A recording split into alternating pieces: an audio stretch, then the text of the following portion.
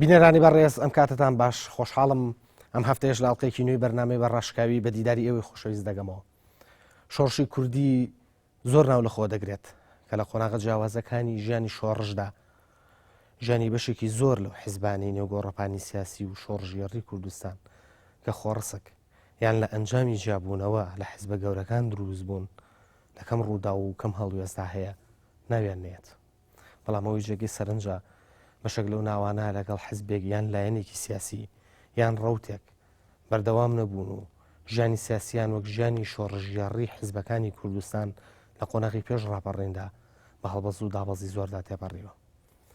لە مەڵقەی بەرنامەی بە ڕاشکاویدا میوانداری یەکێک لەو ناوانە دەکەین کە هەر لە سەرەتاکانی شۆڕشی کوردیەوە ئەو شۆڕشی ناوی لێنرا شۆڕشی حوزەیران ناوێکی دیار بووە. ژیانی ئەویش وەک ژیانی بەشێکی زۆری تر لەوانەی بەشداری شۆڕشیان کردووە ناوە نەماوە و ناوە هاتۆتەوە مەیدان. لە مەڵقەی بەرنامەی بە ڕاشکاویدا میوانداری حەمە ئاوات شێخ سدیق یەکێک لە ناوە دیارەکانی ناو کۆمەڵی ڕەنجدەران و ئاڵای شۆڕش و پاشان حیزبی زەحمەتکێشان و ئێستاش بزوتنەوەی گۆڕان دەکەین. قسە زۆرێک لە هەڵوێستەکانی خودی خۆی و حیزبەکانی کە خەباتی تێدا کردوون هەڵەستە دەکەین. کە حەماوات بەخێربێ بۆ بەرنامەی بە ڕاشکاوی.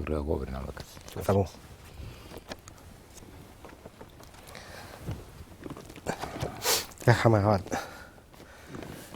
ئەیشۆ دەست پێ بکەین لە سەرەتای کۆمەڵەوە لە زەحمەتکێشانەوە لە ئاڵای شۆڕشەوە لە ئێستای بزوتنەوەی گۆڕانەوە. وڵا بە ئەرزووی جەنابە دەست پێش ئەوەی جەنابە دەست پێ بکەم نمێ ڕوونکردنەوە یەک بەم ڕاستە من ئێستا هاتوومە تێرەوەکو و هەڵسوڕایەکی بزوتنەوەی گۆڕان بەڵام من وتەبێژی ڕستمی بزوتنەوەی گۆڕان نیم لەبەرەوەی ئەوەی لێرەدا دێتە باسکردن ئەو ڕای شخصی و تایبەتی شخصی حەماواتە بەپرسمدا قسەکانی خۆم منش لە ناسانی جەناب تا پێناسم نەکردی بە تەنانەت بە هەڵسوڕای بزوتنەوەی گۆڕانیش ئەوی لێراوترێ بۆ چوونی شخصی خۆتاوە قسەمان لەسەری نییە. زۆر باشە کاک حەماوات با لە ئێستای بزوتنەوەی گۆڕان و لە ئەم ئەزمەی نێوان هەرێم و بەختاوە دەست پێ بکەین بە بڕۆیت وەکو یەکێک لە ناوە دیارەکان قسە زۆر لە سەرواکرێکە لەم ئەزمەی ئێستاە ئەو وترێت کە پارتی دیموکراتی کوردستان توانی لایەنە ئۆپۆزیسیۆنەکان و بەتایبەتیش بزوتنەوەی گۆڕان بە شێوەیەک لە شێوەکان بێنێتە ژەڕ ڕکێفی خۆی یابیکا بە پشتیوانی خۆی لە کێشەیەکا کە هەرێمی کوردستان لەگە بەغدایە تووشی بووە. ئێوە چۆن لەوە هەڕوان نایە بزوتنەوەی گۆڕان بەڕاستی بووە بەشێکلەوە؟ وڵا من پێشەکی مەبەستم وەیە من هەش کەسێ لە ئیعلامی مزاد بێ کە با بڵێن بە دژ بە ئیعلامی گۆڕانیا لە ئیعلامی ئەهلیا بێت چۆن شۆنی باسی لێوەکەن من ڕێی تایبەتی خۆم هەیە. من پێم وا بێ دەسەڵات بە تایبەتیش پارتی نەیتوانیوە گۆڕان ڕاکێشێت بۆ ژێر ڕکێفی خۆی و بۆ ئەوەی گۆڕان من بدا بە بۆ چوونی سیاسی و هەڵوێستەکانی پارتی یا حیزبەکانی دەسەڵات. پێم وا بێ هەموو کەسێک لە گۆڕانەوە هەموو خەڵکی کوردیش تاکی کوردیش بگری هەڵوێستی جیاوازە ئەگەر میلەتی کورد و خاکی کوردستان ڕۆبەڕووی کێشێکی نەتەوەیی بێتەوە. ئێمە پێمان وایە لەو منتەڵەقەوە ئێمە سەیری مەسەلەکانەکەین هاتنی قواتی دیجە باڵێن من بوونی عملیاتی دیجلە لە ناوچەکە ئەگەر مەدرسی بێ لەسەر خاکی کوردستان و لەسەر نەتەوەی کورد هەموو هەڵسوڕایەکی بزوتنەوەی گۆڕان و هەموو خەڵکیی دڵسۆز بە خاک و نیشتیمانەکەی بەرگری لە خاکی کوردستانەکە. باشە بەڵام تا چەند ئەوە بووە مەترسی بۆ خاکی کوردستان؟ ئێمە وەکو چای مراقبەمان کردو وەکو دراسەمان کردو ڕەنگە ڕێی تایبەتی خۆمانمان هەبێ هەر بۆیە ئێمە لە زمنی تەسریحاتی حیزبی ئەوانە ناسوڕێنەوە و هەر خۆی لە خۆیان سەدانی نەوشیوان مستەفا بۆ پارێزگای کەرکووک دووپاتکردنەوەی ئەوەیە دانانی بزوتنەوەی گۆڕانە بە حەقیقەتی کوردستانی بوونی کەرکووکا بەدەر لە سیاسەتی حیزبەکانی دەسەڵات بەڕاستی. ئێمە هەڵوێستی خۆمانمانە بێ بە پێی ئەو ڕووداوانەی کە دێنە پێشەوە لەو گرفتانەی کە ئێستا هەیە ڕەبتی هەموو کێشەکانی ژێمە دەکەینەوە بە کێشەی نەتەوایەتیەوە. ئێمە بە هیچ شێوەیەک علاقەی ململانی نێوان حیزبێکی کوردستانی لەگەڵ مالیکیە بەو شێوانە ئێمە هیچ حەقیقمان بەسەر و مەسەلانەی بەو شێوانیش ناڕوانینە مەسەلەکان. من ئەڵێم لە کاتێکە ئێمە هەست بکەین ئەم کێشەیە مەترسی هەیە لەسەر کوردستان ئەو ئێمە هەڵۆسی خۆمناونامبی و وەرگری لە کوردستانەکەین و پێشموان نییە حیزبەکانی دەسەڵات بتوانن گۆڕان بەنژێر ڕکێفی خۆیانەوە بەعکس ئێمە هەنیشتمان تەرحکردو کاتی خۆی ئەوان وردەوردە خەریک ملئان بە شتەکان بەس نەبووە جێبەجێکردنیان مەسەلەن دەستوریان تێپەڕاند ئێستا هەر لایەنێ لە حیزبەکانی دەسەڵات کە یەکێتی نیشتیمانی کوردستانە هاوڕایە کە دەسوور بگەڕێتەوە پەرلەمان سەرۆکی سیستەمی کۆمەرایەت سەرۆکایەتیان سەپاند ئێستا هەر یەکێتی نیشتیمانی کوردستان هاودەنگە لەگەڵ گۆڕان کە بکرێتەوە سیستەمی پەرلەمانی لە بری سیستەمی سەرۆکایەتی من پێم وابێ ئەوە لە ئایندەیشە هەروە دەبێ ژێر فشاری خەڵک لە شێر دەرکەوتنی ڕاستیەکانە دەبێوانە مدبن بە چاکسازی و ئەوان بێنە ژێر ڕکێفی داواکاریەکان خەڵکەوە کە باشە بەڵام سایەکێک لە قسانەی کە ئەکرێوەیەکە لەم هەڵوێستا بزوتنەوەی گۆڕان مەسەلی چاکسازی لەبیر کرد ئەوەی کە باسی ناکرێ ئێستا مەسەلی چاکسازی لە کوردستانە بەڵێ من بۆ کوڕای شخصی خۆم من متفقم لەگەڵ تا ئەوانە گۆڕان ئیهمالی نەکردو مەسەلی چاکسازی بەڵام ئەمە حسابانە زۆر جار ئەزمەیە گێتە پێشەوە یا خۆیان خوڵقێنەری ئەزمەیەکن بۆی خەڵکی کورد مەشغوڵکەن بە شتەوە کە هێنایەتە بکایەوە یا بۆ ئەزمەیەوە کە ئێستا لە ئارادایشتە سەرەکیەکانی گیر و گرفتەکان و تەنگەژەکانی تاکی کورد لە کۆمەڵی کوردوار لە بیری خەڵک بەرنەوە گۆڕان چاکسازی لەبیر نەکردووە بەڵام ئەوان خەڵکی کوردیان مەشغوڵ کردەوە ڕەنگە گۆڕانیش تا حدێکی زۆر ئێستا سەرقاڵیم ڕووداوە تازان ئەیسا هەموو هێزە سیاسیەکانی کوردستان شەر مەشغوڵیم ڕووداون بەڵێ من جەوەڵم بەڵام ئەزمەیەکە ئایا خوڵقان بێتیان یا بەواقعیش ئەزمەکە هەبێ کە من پێم وابێ هەنێ تەسەنوعیشی تایە و هەنێ مبالەغاتیش لە وەزەکە هەیە بۆ مەشغوڵکردنی خەڵکەدا زۆربەی زۆری کێشە ئەساسیەکانە و پاکیجانی کە ئۆپۆزیسیۆن تەقدیمی کرد لەبارەی چاکسازی و بەدەم قوڵیانە بەڵام بەکردەوە هیچ کارێکیان نەکردوم پێم وایە یانێ خاویەک و سستیەک بدەن بۆ جگەلەوەی هەم مالیشی هەم عێراق انتیخاباتی لە بەردەمایە و هەم کوردستانی انتیخاباتی لە بەردەمایە پێم وابێ ئەوش بەشێکە لەو ئەزمەیە کە دروست بوو. بەڵێ باشە بە تەسەوری تۆ هیچ گومانە لەوە نییە کە ئەم هەڵوێستی ئۆپۆزیسیۆن و بە تایبەتیش بزوتنەوەی گۆڕان کاریگەری لەسەر نفوزی گۆڕان دابنێ لەم هەڵبژاردنە هێتەوە بە چ شوەیە ینی کاریگەری لەسەر نفوزەکەی دابنێ کەمی کاتەوە کە بەم شێوەیە تاملکردن لەگەڵ ئەو پرۆسەیە و ئەخر کاک ڕێبوارەیانی دانیشتن لە بینی ئۆپۆزیسیۆن و لە بینی حیزبەکانی دەسەڵاتە لە هەموو عالەمە شتێکی واریدە بەڵام تۆ لە سەر چی دانیشی ئایا لەو دانیشتنا بۆ من دانیشتن مهم نییە بۆ من لە دانیشتەکە چی ئەگوزارێت و بای چەند تۆشکیتە ژێر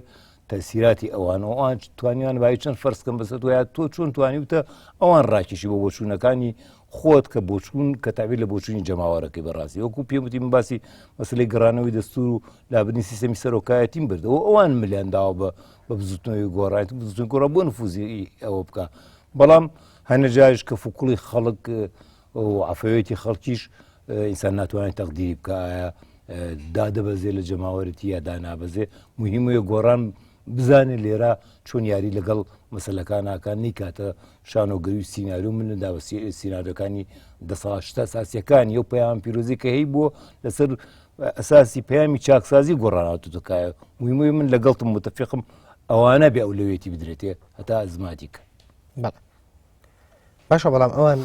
بە نمونە پارتی دیموکراتی کوردستان وەرەگرین لەسەر مەسەلەی گەڕانەوەی دەسوور و گۆڕانی سیستمی حکوومەت دانیشتنیان لەگەڵ زوتنەوەی گۆڕاناکرد لەو دانیشتنەشە پێم وایە ڕەتیان کردەوە بەڵام زوتنەوەی گۆڕان لە ئەزمیشی ئاوایە دوو جار لەگەڵ سەرۆکایەتی هەرێمی کوردستانە دانیشت ئێمە ملدان نییە لە کام بە کام دانیشت ئەم ئەزمەی ئێستاکە لە نێوان هەرێمی کوردستان و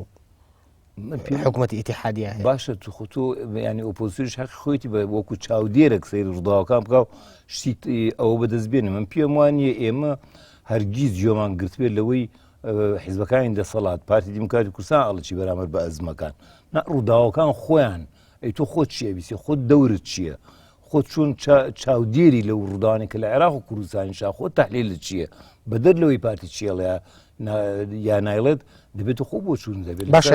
ینی بە تەسەوری ئێوە مالیکی و دیکتاتۆریە کە باسەکرێ لێرە بەو تەسریحاتانی ئەخیری من دقا و دق وەکو پارتی حەقم نییە بەسەرەوە پارتی چێڵە بەڵام من نەوع تەسریحاتی دیکتاتۆری لە مالیکیا دەبینمەوە بۆ نمونە مەسەرەن چەند ڕۆژێک ئەگەر ملاحەزە بکەی ناوچە دابڕاوەکان و یا ئەو ناوچانەی ئەوان پێیان دەڵێن یا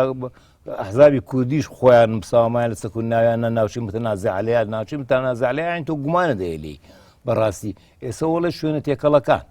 کە من وتم مەسلەی هەڵبژاردن لە ئاراداییەکی لە خواستەکانی مالیکی ئەوەیە کە تورکمان و عەرەبەکان بەلای خۆیان ڕاکێشە لەو ناوچانە مامەعنا ئایساڵەوە ناوچە تێکەڵەکانن و ئەو شوێنی عەرەب و تورکمانەکانە لەوە نوێک لە دیکتاتۆریەتی تایە بەڵێ خۆ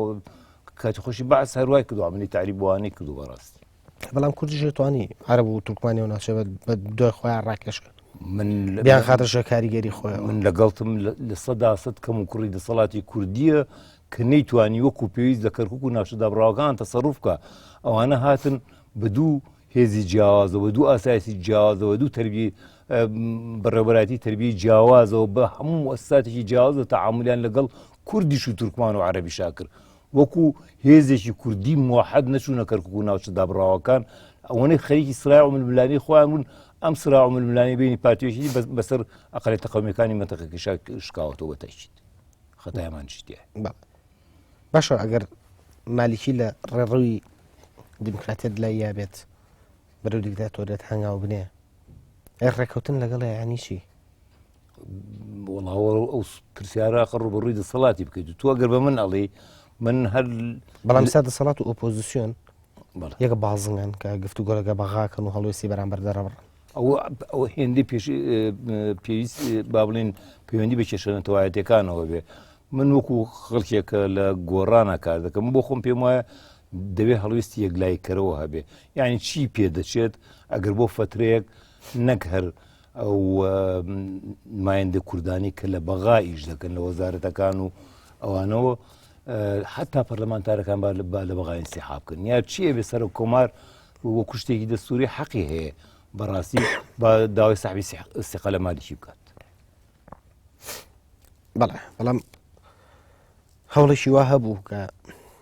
قسە لەسەرەوە کراکە سەرۆژی هەرێمی کوردستان بۆ بەشێکلەوە کاتە ئۆپۆزیسیۆن نەبوونە بەشێکلەوە بەش لە چی لە داواکاری بۆ لەسەندنەوەی متمانە لە مالیکی ئێمە پێ دەڵم ئەگەر تەسریحاتەکانی مالیکی و تەسەڕوفاتەکانی مالیکی بە شێوەیەک بێت بەدەر لەوەی چۆن ڕەدی مەسعود بەرزانی ئاتەوە یاننا بە شێوەیەک بێت کە دژ بە خواست و خەڵکی کورد بێت دەبێ گۆڕان هەڵوێستی بێت دەبێ ئەوش متفق بێت لەسەر ساحبکردنی سیقا ئەسڵ من ئێستا پێم سەیرە بەڕاستی یعنی مووقفی ئەم دوو حیزبەی دەسەڵاتیش کە خۆیان بە یەک لیستی هاوپەیمانی دابەزان تەسریحاتەکانیان زۆر متەناقزن زۆر جار یعنی ئەوان ناتوان لە بەغاش هەڵوێستیی موحەدیان هەبێ بەڕاستی لەسەر و مەسەلێ ئەگەر متفقن ساحبی سیقا لە مالیکی بکەنەوە بۆ بە هەڵوێستێکی موحەد ڕای ناگەین هەردووشیان هەرو دوو حیزبی دەسەڵات کە لە هەرێما هەن باشە تۆ بۆ پێی کە ماوەیەکی زۆریش پێشمەرگە بووە لەسەرتا شۆڕشەکەەوە قەنەعەتە وایە سا پێشمەرگە دەرەقەتی سوپای عێراقێت ئەتوانێ هەرێم بپارێزێ وڵای من پێشی حەزەکە مەستێکی پێشمەرگە توزی لەسەر پێشمەرگە قسە بکەین ئەگەر مەجال لەبێ ئازان بە بەرنامەکە ڕێگە بدا بن بە کورتی پێشمەرگە و کەسێک کە هەمیشە خۆبەخشانە گیانی خۆی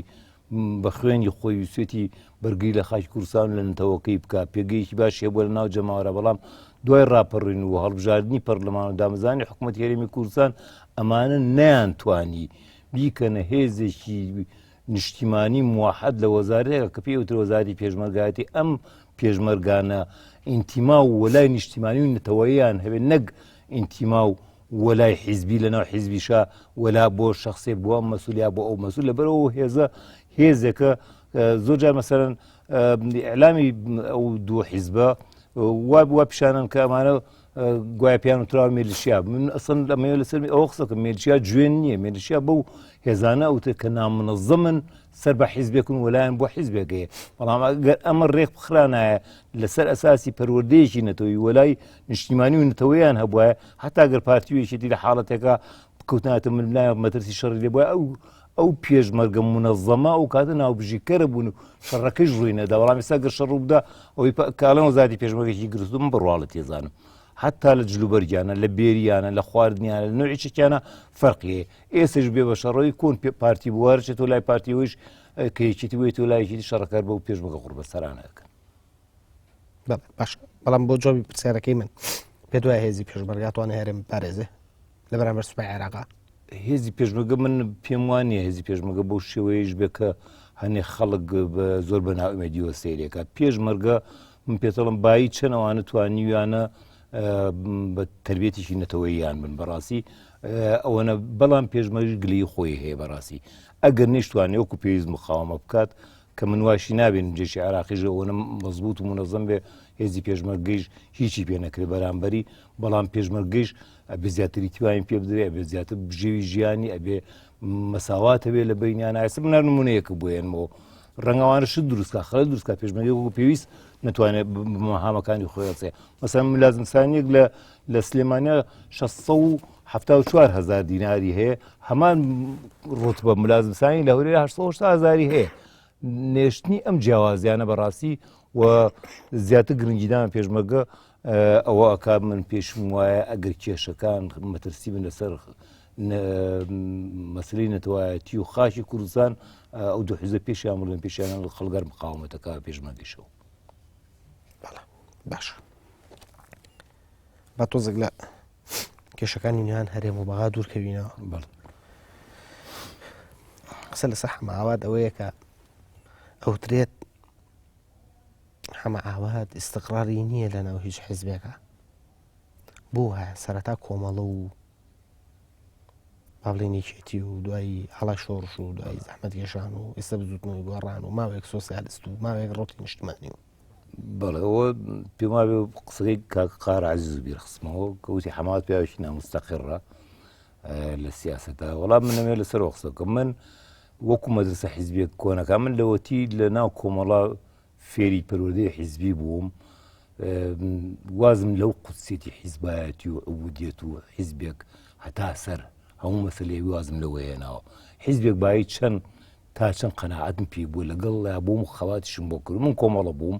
بریناریش بووم مانوو بووم لە پێناو کۆمەڵە کار گەیشتەوەی باوەڕم پێی نەما ئەو بوو لەگەڵ ئاڵای شۆڕشە ئێمە جابووینەوە من هەمیشەوەم وتومە کەسێکم بەهێش حیزبم خۆم بۆ نازانم دەسەمەوە بکرێن بەڕاستی ئەگەر ئیجازەمێک کاخار وتی قسەیش کێشی کرد مادەم هەر هاتە سەر ئەوە لەو بەرنامەکەی بۆ مێژوو لەگەڵ کاک فەیسەڵا وتی حەماوات لە وەڵۆ ئەخیرا خۆی زەرێری کرد من حەز دەکەم لێرە یەک پرسیار لە کاقار عەزیز بکەم من زەرەرم لە چیا کرد زەرەرم لە سەیارە و خان و ماڵ و موڵکا کرد یا زەرم لە مەسەلەی معنەویا کرد کە من پێم وابی گوێم ناوەتە ماڵ و موڵک و سەیارە ئەوانە من معنەویان براوم من پاش ئەو هەموو خەبات و تێکۆشان و مانبوون و هیلاکیە من ئێستا بە تەکسی هاتوچۆی گردەکەکەم کەەوەی لەو خاڵانی میشانازی پێوەکەم بەڕاستی تر من نەزانم کاک خار لە حەماوات خۆی زەرری کرد مەبەستیە و لە زەرەر چی بەڕاستی باشە بەڵام ئەگەر تۆ بوون نمونە هەر لە سەرەتاوە لەگە کۆمەڵا بمایەتایەتەوە لەگە یەکێتیە بمایەتایەتەوانێ بۆ ناوی خۆت باشتر نەبوو یعنی حەماوات ناویشی کا بوو ئەخر ناوجیای ینی بە حەماوات ناویکی بکاتەوە کاتە من سیاست پێشمەرگاتیم بۆ حەماوات کرد بەڵام من کە ئەو شتانەی ئێستا من نامێ بە تەفسیل بچمە ناو ئێوەم بۆچی جیابووینەوە چونکە ئێستا بە تێڕوانی ئێستا و بەم زەمان و زەمینەی ئێستا سەیری جیابوونەوەی ئاڵای شۆڕش بکەین بە بەراورد لەگەڵ تێڕوانەکانی ئەو کاتەڵبەت جیاوازێکی زۆر هەیە من ئەوە ناتوانم بڵێم ئێمە لە شاخ باڕێکی ڕێفۆرم خواست بووین زۆر شت هەیە کە ئێسیش لە گۆڕان دووپاتەکرێتەوە ئێمە داوامان کرد و کاتی خۆشی و کاتان لە شاخ بەڵام بەداخەوە زۆر بەتوندی بەرپەش درراینەوە لە سژنکردنەوە هەتا ڕاوەدونان هەتا شەهیدکردن لەبەرەوە کۆمەڵە وای لێ هاتوویتر دەبوو ئێمە بەجێ بێڵین بەڕاستی چونکە ئێمە پێمان وا بوو یەکێ لەو شتانێک کە ئێمە نەمانەویست یەکێتی نیشتیمانی کوردستان ئیحتیوای کۆمەڵە بکە ئێمەمان دەمانویست ئیستیقلالیەتی کۆمەڵە بپارێزین بەڵام شتەکە دیار و بۆ ئاکارانە ڕۆشت و ئیتر ئێمە بوونی خۆمانمان بە زۆرۆ نەزانین لە ناوێنە بمێنینەوە بەڕاستی بەڵێ دوای ئاڵای شۆڕشت بووی بە زەحمەتکێشان بەڵێ بە قەنەعەتەوە بووی بە زەحمەتکێشان من حەز دەکەم بوون بە زەحمەتکێشانی من نەپەیوەندی بۆ باڵەیە کە عیماد ئەحمەد لەگەڵا بوو بە زەحمەتکێشان نەپەیوەندی بۆ باڵە شوێ کەمەلا بەختیار بوو زەحمەتکێشان من کەمەلا بەختیار بەربوو لە زیندان لە یەکەم کۆنفرانس لە کۆبوونێکە پلینۆمێک بوو لە شنۆکە گیرا من لەوای سقالی خۆم کرد وازمێناوەکو دۆستێکی ئەڵای شۆڕ مامون نزیکیش بوون لە زەحمەت کێشانەوە لە ساڵی 92دا بەر لەوەی سەفەر بکەم بۆ ئەوروپا بۆ مەسلەی عیلاج من لەگەڵ کاقادر عەزیز و برادرانی زەحمەت کێشان دانیشتم وتم من دەچمە ئەوروپای تر وەکو ئەندامێکی زەحمەت کێشان مامەڵەم لەگەڵا بکەن و من کار بۆ زەحمەت کێشانەکەم و بۆ فترەیەک من لێ سەرپشتی لە ئەوروپای زەحمەت کێشان بەڵێ باشە بەس عیلاجە کرد ئەمەش چیرۆکی بریناربوونەکەتە لێ بپرسن بریناربوونەکەی تۆ شتێکی سەرنجڕاکێشە خۆت بۆ بریناربوونە چێڵێ ینی پێ وایە بەان قەست بوو وایان لێ کردی یا بە هەڵاتێ لێدرا لۆشەوە وەڵا من ڕاستەکەی پێوەم زۆر کەس بوو بۆ ڕیوایەت کە خۆیان لە ڕووداوەکانە بوو نەیجێڕنەوە بەڕاستی کە هیچی وانە مەسەرەن لەسەر ئەو شەڕە کە منی تیابریناون دوو کەس نووسیوانە هەم هەمەی حاجی مەحموو هەم سەی کاکە هەک کەسیان ئەسن کاکە هەموو لەو کاتە لە مۆزوعی حەکاریوانە لە حەکاری و سەی کاکەش هەر لەوێ بوو ئەم بۆیان گێڕاونە تۆ هیچی وانێ وانێکەوان بەسم بە خۆشیان وتو بە شخص کاکە هەموو وتوتمەوە وانە تۆ ئەو شەڕە دوا باس کرد ئەو شەڕە کۆمەڵە خەڵک تقریبان ئێمە هێزێک بوون 65 کەس بووین دەوری 20 کەسمان بەوەمانەزانی کە چەککردنی ئەو هێزەی قیادەی مۆقەت ڕوئەدا هێزێکی خۆمان کە با بڵێن 45 کەسە بوون ئاگاداری ئەوە نەبوون ئێمە سەرەتا تەسەورمان وا بوو تەقەیتیان نابێ ئەویان چەکدانێن بەڵام کەوو بە تەقە ئەو هێزانی خۆشمان و سەربانیان داگرتەوە کە ئێمە لەگەڵ ئەوانە لە بەلاسەری پێشنەکانی قیادەی مۆقەتەوە وەسا بووین من چەند فیشێکی کەمی ئەوانم بەرکەوت و بازە فیشێکی خۆشوانم بەرکەوت و هیچیبان قەز نەبوو نەخێر ئەو کاتە بەڕێکەوت ئەو کاتە هاوڕێتی زۆر پیرۆز بوو پێشمەرگەر لەسەر هاوڕێکی خۆی گیانی بەختەگر هیچ موامەرات و شتێکی وا لە کایانە بۆ کاتە نەخێ بەڕێکەوت بوو بەڵێ باشە لە دوایین کۆنگری زەحمەت کێشانە کە تۆ بەشداری و کرد دەنگی یەکەمێتی هێنا کەچی نەبوویتە مەکتەبی سیاسی گۆڵاوە دەولە کاقار بپرسنەوە بەڕاستی بە کورتی لەسەرەوە ڕۆم چکەم بەلامەوە مهم نییە ئەوان تەنها ئەوان پێ ناخۆش بوو کە پیان تەقبول نەکرا بۆ من دەنگ یەکەم هێناوە مەسەرەنیا بۆ خەڵکە بۆ چالاک بۆ ئەندام لەق بووە کاندیدمان کردووە لە مەکتەبی سیاسی کۆن دەنگی زیاتر هێناوەمانە ئەوان بەعقڵەتی خێڵەکیان ئەوان کێ ینی قیادەی زەحمەت کێشان کاری زەحمەت کێشان بە تایبەتی شخصی کاقادر بە عقلەتێکی زۆر خێڵەکیانە سیاسەتەکە و ئەگەر ئێمە لەسەر حەق نەبووین جیابووینەوە ئەوە چوارە میشقاق بوو لە حیزبی زەحمەت کێشان ڕووبا لایەکیان غەڵەت و دوانیان سییانیان من هەمووی جێرمەوە بۆ ئیداری بوونی شخصی قارەعەزیز و بۆ عقلێتێکی بنەماڵەی و خێڵەکی قادر عەزیز هەموو ئەم سەبەکان بۆەوەی جێڕمەوە کەواتە نەیان هێشتۆ ببی بە مەکتەبی سیاسی یا خۆت نەبووی قوڵیان نەبوو من یەکەم کۆبوونی کۆمیتە مەرکەزیم بەجێ هێشبا من لێرە یەک شتەیە کە خۆیان تا ئێستا خۆیان لێ پاراست و منیش لەسەر نەنووسیەوە تا ئێستا دەمەوێت لە بوارێکە سەری بنووسم حەزەکەم بزانی یەکەمین کۆبوونەی کۆمیتە مەرکەزی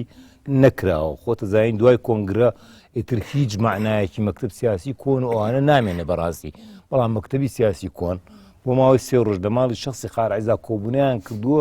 دژ بە من وایەتە کە توول کراوێت بەڵێ مەکتەب سیاسی کۆن بە چ سفەتی لە ماڵی کاقار من خۆم لەگەڵ بە من حسێن دانیشتوم لە ماڵی برادەری لە سەرچنار قارەعەزیز تەلەفۆنی بۆ کرد وتم بۆ شو کاک بەوەتی کۆبوونەوانەیە کۆبوونەی چی خۆ نە کۆمیتە مەرکەزی تازە کۆبوونی کردو نە مەکتەب سیاسی تازە هەڵبژێراوە ئەوەیە کەوتر من لە یەکەم کۆبوونی کۆمیتە مەرکەزە پاشەوەی ئەم تەوزیعاتانەمە کۆبوونەکەم بەجێهێشت بەڕاستی و حەزیشەکەم بزان با و خەڵکا ئاگای لێبێ هەموو جارێ دوای با بڵێن کۆنگرەکان ئەڵێن کۆمیتە مەرکەزی کۆبووی و مەکتەبی سیاسی هەڵبژێرا تا ئێستا تەحەداکەم لە یەک کۆنگرا حیزبی زەحمەت کێشان مەکتەب سیاسی هەڵبژارد بێ کۆنەکانی داناوەتەوە ئەگەر دوو کەسیان ئیزافە کرد بێ هەڵبژاردن بۆ ئەو دوو کەسە کراوە تا ئێستا مەکتەب سیاسی زەحمەت کێشان هەڵبژاردن نەبوو لە کۆنگرە یەکەمەوە